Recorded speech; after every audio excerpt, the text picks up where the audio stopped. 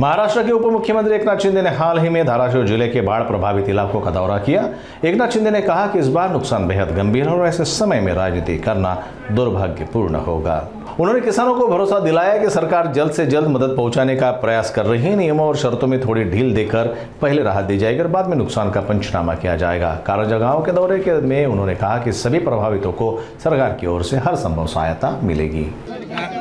कारंजा गावामध्ये आपण आहोत। परांडा तालुक्यामध्ये खूप नुकसान झालेलं आहे आणि यामध्ये प्रचंड प्रमाणामध्ये शेतीचं नुकसान झालं आहे आणि त्याचबरोबर घरांमध्ये पाणी शिरल्यामुळे मोठ्या प्रमाणावर जीवनावश्यक वस्तूंकडे देखील नुकसान झाले आणि म्हणून आता नदीकाठची जी गावं आहेत त्या गावातल्या त्या देखील आणि म्हणून एकंदरीत मोठं नुकसान जिल्हाधिकाऱ्यांशी बोलल्यानंतर तानाजीरावांशी बोलल्यानंतर इथं जवळपास 98,000 हेक्टर शेतीचं नुकसान झालं आणि म्हणून हे मोठं नुकसान आहे, हे आसमानी संकट आहे आणि म्हणून शेतकऱ्याच्या मागं उभं राहणं हे सरकारचं काम आहे आणि सरकार शेतकऱ्यांच्या मागं यापूर्वी पण उभं राहिलेलं आहे, आजही उभं राहील आणि म्हणून जे काही लवकर तातडीची मदत जी आहे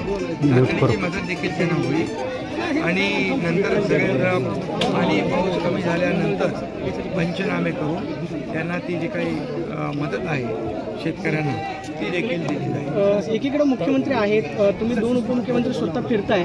भीषण परिस्थिती आहे, पंचनाम्याच्या आधी मदत दिली जाईल की मग पंचनामे केल्यानंतर मग मदत तातडीची जी मदत आहे ती आपण तात्काळ देऊ आणि नंतर पंचनामे करून जी मदत आपण ठरवू, कारण सगळं जे काही मोठं आहे नुकसान मोठं आहे आणि त्यामुळे आपल्याला